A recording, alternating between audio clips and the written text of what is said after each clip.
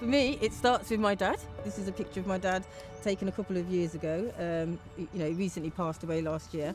But my dad, is an example of resilience for people from the Caribbean community, but from many other, I would imagine, migrant communities too. I lived in Sherburn Street, and the houses got bombed down, and I could be taken, what I thought would be soldiers at the time, but they'd probably be home guard men, taking us to some shelters, and I can remember them taking me into there, and we stopped there for a while, and then I went to live at my grandmother's, and then I was evacuated to Gunhill at Arley.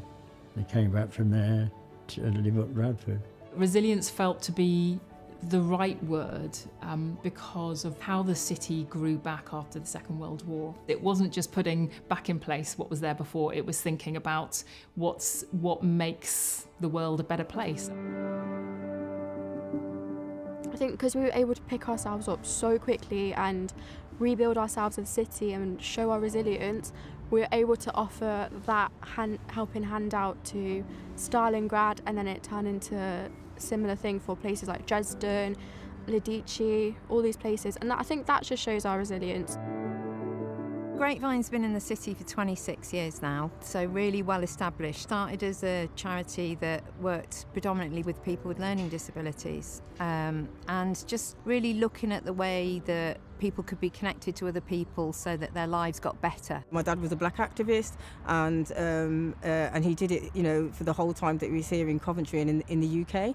And without realising it, he'd obviously had a big impact on my outlook and how I perceive myself, but also about the injustices that I felt I was experiencing as a black person, but also as a woman. Realise to me isn't just about how we can pick ourselves up, but also how we can help the others do the same. When people realise that they have an element of power to make change, it's the most wonderful thing. I do see Coventry as a resilient city. I see Coventry as a city that's welcomed, embraced, or had to adapt to very diverse communities, and that takes all sorts of different types of resilience. There's resilience of the people that were here before, but there's also the resilience of the new communities that have come here and that have had to adapt and integrate or kind of represent themselves as independently. Whichever way it is, it's demonstrating a form of resilience. Yeah, I think people always associate the word resilient with kind of being a bit ice cold. That's why I think the view on resilience should be changed a bit. As we start to tell that narrative about ourselves again, it starts to snowball, and Coventry starts to blossom and flourish. And I do have a lot of hope for the city moving forward over the next couple of decades. Without the people, there wouldn't be anything. So I guess I see it as like we're the stewards of this. So we're trying to create this movement to end isolation called Connecting for Good. And the people are the ones that bring it. They're the ones that create the energy, and we're the ones that are there just stewarding what's happening. When I was 17, I joined a black women's organisation in Coventry called Osaba Women's Centre, and found I had lots in common. It gave me a really good feeling about myself.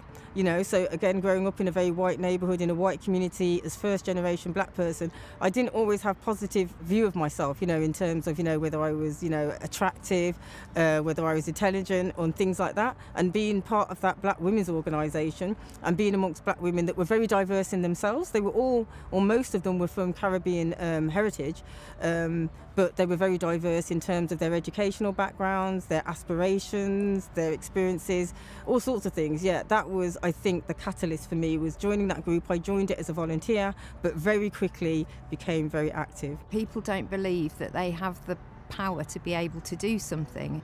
And once you kind of open that conversation and start to say, well, yeah, why not? Let's give it a go. Who else might want to do this? My dad joined the union and he became a works convener.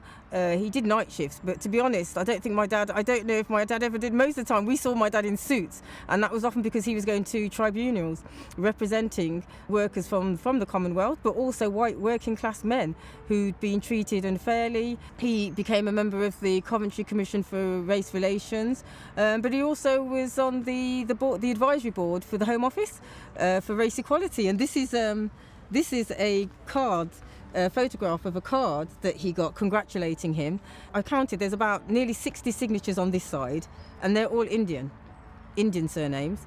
And on this side are signatures of councillors. There's quite a lot of councillors, but also the Canon Peter Berry from the cathedral, who I know was one of my dad's good friends, and Councillor War, again, is historically will have some resonance, I'm sure, for people.